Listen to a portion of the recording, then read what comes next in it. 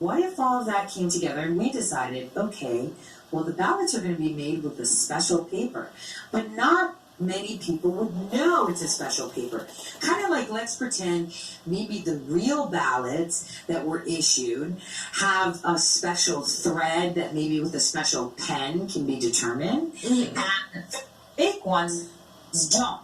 What if something like that actually happens? Then what? Well, that would be pretty curious. I mean, how would you be able to prove it? Enter on the ballots that they're scanning. So like money, right, like cash.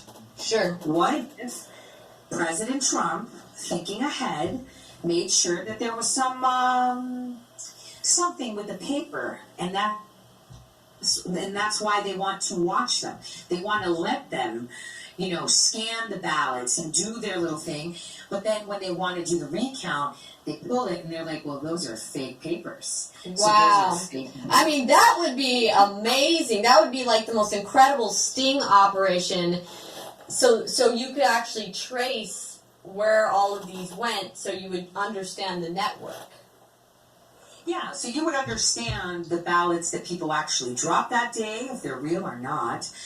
You would see if they were real mail-in ballots mailed out to people with barcodes. You would be able to see if they're legitimate absentee ballots, because it's not like he's going to tell people that there's a composition of paper.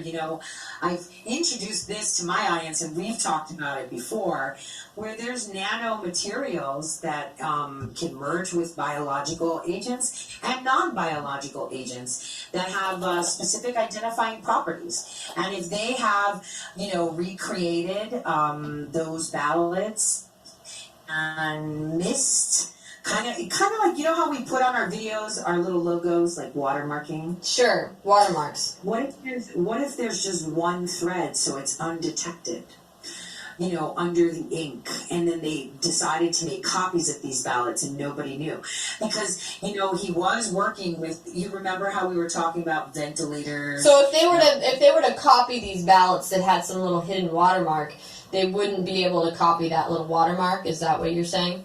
Yeah, it's kind of like money. We can print dollar bills, right? We can use the same linen, right, and everything.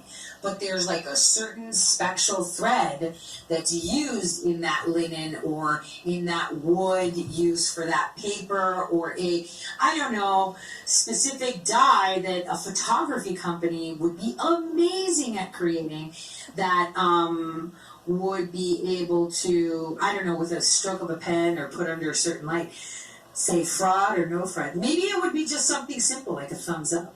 Wow. Well, let's listen to the audio in this video, because this is amazing. He's got a red wagon. What do you need a red wagon for going into a vote polling center? Let's see this.